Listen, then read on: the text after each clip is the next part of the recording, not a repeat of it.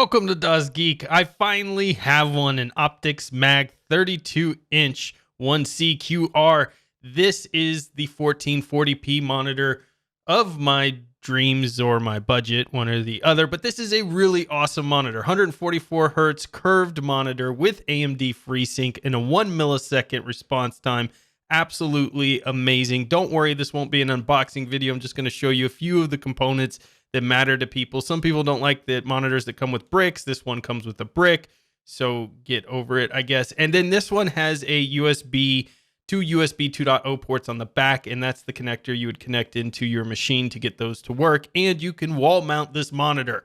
And of course, most importantly, this comes with peely plastic stuff, but take a look at that little red knob there, because that is a quick way that you change your settings on this monitor, which is very nice. As far as setting up this monitor, it's very easy. You screw in the stand to the bottom piece there, and then you basically hang the monitor on top of that ledge, and you put in the screws, and you're good. So now you have a monitor that tilts and goes up and down, but unfortunately, it does not swivel. If you were looking for something that maybe you could turn vertically or something along those lines, you're not going to be able to do it on this stand. You get two HDMI ports, a display port, two USB ports, and a headphone jack. So it actually has more ports than most people's phones and costs a lot less. Now, these are the two monitors I had before. One was 144 hertz, but both were 1080p monitors. This is the first monitor that I have that's 1440p, which is the mecca of resolution for most gamers out there. They want a 1440p. They don't want a 4K monitor. They want this 1440p because it just has the best of both worlds for responsiveness and just overall immersion. Speaking of immersion, you have a gorgeous picture here. Absolutely stunning when I took it out of the box and turned it on for the first time. Gaming is also a dream with this monitor. Now, it's going to be difficult for you to see just how crisp and clear and bright this picture is because I'm filming the monitor externally, but you can see some of the recorded gameplay sessions and things that I do on my channel because I've had this monitor for the last few weeks. So the last stream channel I did with Tux Digital, for instance, has me streaming this downscaled to 1080p for most people to watch, but you can at least take a look at some of the video it's capable of. But just know it's absolutely gorgeous. Notice the super small bezel around the edge of the screen. So this is very much like Dell's Infinity screen, which I've talked about before, how immersive that is on a laptop. But now you get that on this giant 32-inch monitor. Now, the curvature of the screen in this case is 1800R. That is the rating of curvature, radius of curvature on monitors. You'll see it go, I think, all the way up to like 3500 or something along those lines for more extreme curvature, but 1800R is considered one of the better curvatures if you're going to go with that because of the fact that it's not too curved to where other things seem warped. For instance, if you're a graphic designer, if you have too much curve, it may seem like it's warping the images and difficult to work on. 1800R is kind of the best of both worlds from a gaming perspective and also a graphic design perspective. You can see I'm going through some of the settings here. Some of the settings are pretty extreme in the changes that they make, so I think that's a good sign that they have some good preset setups for you to choose from here. And you'll notice there's a gaming section, and you can go into user mode, of course, and choose anything you want specifically, or you can choose one of their presets. They also have a professional mode, so when you're working on pictures and things, you can change that very easily as well. And you have image modes where you can change colors and different things and settings and all of that through that little red tab on the back, making it much easier than trying to find those buttons underneath the monitor, which tend to be a complete pain in the butt. So as far as immersion goes with the curvature, it is important to know that my first time using a curved monitor, I did feel like for a few seconds that some of the screens and menus and things had a little bit of, not a warping as far as it looked warped or torn or anything, but it just seemed my eyes were adjusting to this idea of having a curvature there. That's gone away. Now every time I sit down, even if I've been using a laptop monitor that's completely flat and I come sit down at the curved monitor, I don't see that anymore.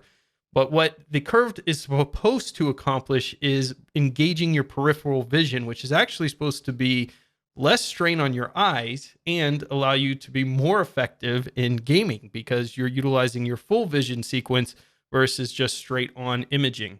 So with the 144 hertz refresh rate, the 1 millisecond response time on this, with the true colors that they're doing, the anti-flicker, the less blue light, and the 178-degree wide view angle, you have a lot of gaming fun here to be had.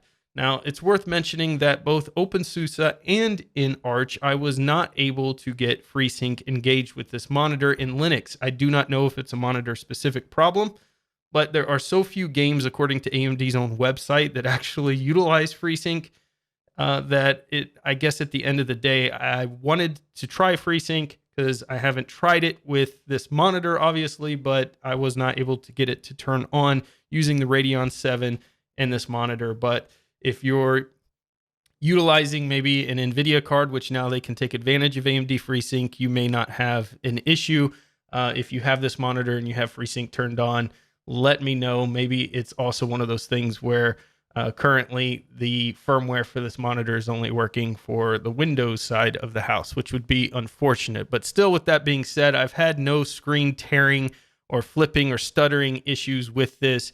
And that's really what FreeSync is supposed to accomplish. So to use FreeSync, you have to first of all turn on VSync, which will sync your monitor and GPU, but you can still have stuttering.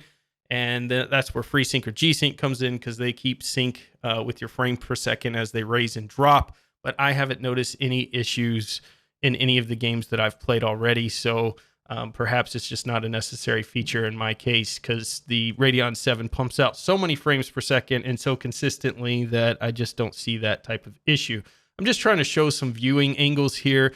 Not my best camera work in the world, but just give you an idea of how immersive this screen is when you're directly in front of it. You can really see that peripheral vision kind of kick in when I get up close, and also just how amazing and bright and beautiful this screen is overall.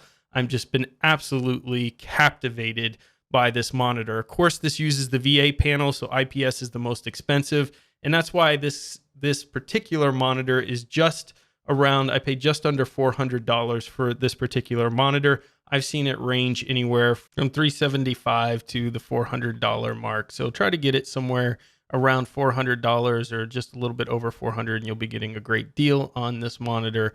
There are obviously monitors that are far more expensive than this one, but this Optix line, even at the 27-inch range, is very well known for giving you the most amount of monitor and specs for the best price out there. So 2560 by 1440, 144 hertz refresh rate, which everybody looks for. And then you want that low response time, that 1 millisecond response time, which they're giving you.